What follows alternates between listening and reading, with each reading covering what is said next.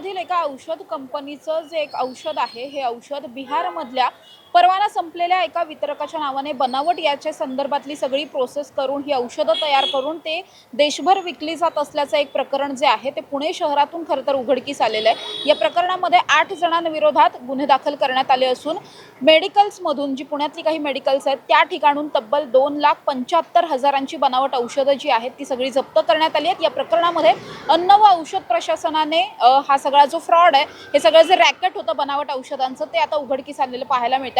माझ्या मागे आत्ता जे मेडिकल आहे या मेडिकलमधूनच खरं तर या ठिकाणचे सॅम्पल्स जे आहेत ते घेतले गेलेले होते। मुळात ट्रिप्सिन नावाचं हे औषध आहे, या औषधाची मूळ निर्मिती करणारी कंपनी ही सिक्कीममध्ये आहे, मात्र त्याचं बेकायदेशीरपणे बनावट औषधांची निर्मिती सुरू असून त्याचं कुठेतरी वितरण होत आहे अशी एक गुप्त माहिती जी आहे ती अन्न व औषध प्रशासनाला मिळालेली होती।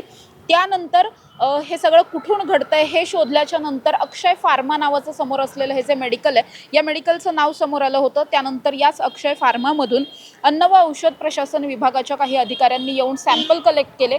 त्यानंतर हे सॅम्पल जे आहेत ते सिक्कीमच्या या कंपनीकडे पाठवण्यात आले। त्यानंतर मात्र हे औषध त्यांनी बनवलंच नसल्याचं उघडकीस आलेलं होतं। मग हे औषध यांनी कुठून आणलं हे शोधण्यासाठी जेव्हा पोलिसांनी याचा तपास केला त्यानंतर यांनी हे औषध जे आहे ते आर्जस मेडिकल डिस्ट्रीब्युटर्स नावाचे एक डिस्ट्रीब्युटर्स आहेत, सदाशिव पेठेतच आहे, पुढच्याच चौकामध्ये असलेलं हे दुकान आहे, त्या ठिकाणून त्यांनी हे औषध आणलं होतं। मग त्यांनी ते कुठून आणलं हे जेव्हा शोधण्याचा प्रयत्न केला त्यावेळी रिद्धी फार्मा नावाचं एक कर्वेनगर एरंडवनेमधलं मेडिकल आहे, तिथून हे आणल्याचं कळलं।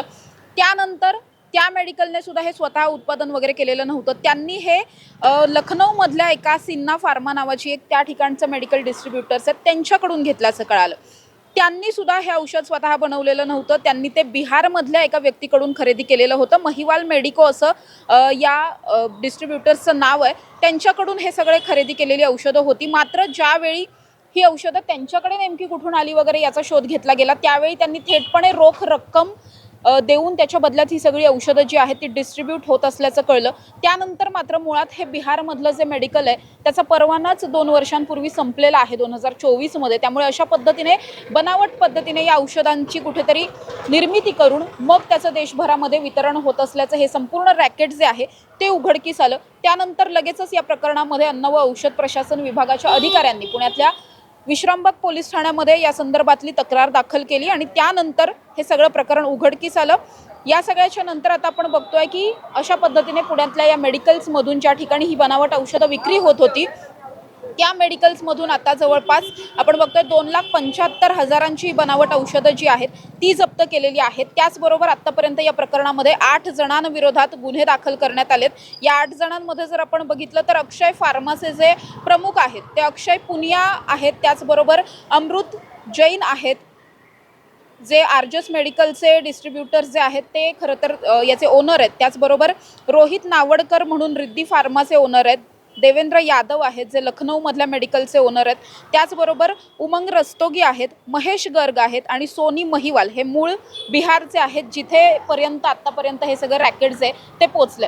अशा पद्धतीने आपण जर बघितलं तर आत्तापर्यंत या प्रकरणामध्ये तब्बल 8 जणांविरोधातले गुन्हे जे आहेत ते दाखल झालेले आहेत। गुन्हे दाखल झाल्याच्या नंतर जरी हे डिस्ट्रीब्यूट कशा पद्धतीने होतं हे सगळं कळलेलं असलं तरी सुद्धा या प्रकरणामध्ये मुळात ही औषधं नेमकी कुठे बनत होती, कोण बनवत होतं हे अजूनही कळलेलं नाहीये। त्यामुळे विश्रामबाग पोलिसांकडून आता ही औषधं नेमकी कुठे तयार केली जात होती आणि कशा पद्धतीने याची विक्री होत होती, वितरण होत होतं हे सगळं शोधलं जाणार आहे। जे 8 जणांवरती गुन्हे दाखल झाले त्यांची सुद्धा कारवाई आणि तपास वगैरे पुढचा जो काही चौकशीचा भाग आहे तो सुद्धा सगळा सुरू असलेला पाहायला मिळतोय। आणखी या प्रकरणामध्ये कुणी इन्व्हॉल्व आहे का किंवा हे केवळ एका औषधाच्या बाबतीत कळलेलं आहे, ट्रिप्सिन नावाचं एक मेडिकलमध्ये मिळणारं एक औषध आहे, टॅबलेट आहे, त्याच्या विरोधात कळलं आहे, मात्र आणखी अशा पद्धतीने कुठली औषधं बनावट पद्धतीने त्याची विक्री सुरू आहे का हे सगळं आता अन्न व औषध प्रशासन विभाग आणि विश्रामबाग पोलीस मिळून शोधणार आहेत आणि त्यानंतर या प्रकरणात नेमकं काय काय समोर येतं हे पाहणं महत्त्वाचं असणार आहे। मात्र अशा पद्धतीने बनावट स्वरूपाची औषधं तयार करून त्याची विक्री करून कुठेतरी रुग्णांच्या जीवाशी खेळ करण्याचा हा सगळा प्रकार जो आहे तो आता समोर आला आणि अतिशय धक्कादायक हे सगळं रॅकेट असल्याचं दिसून येत आहे। कॅमेरा पर्सन निलेशसह समृद्धी जाधव, टॉप न्यूज मराठी, पुणे।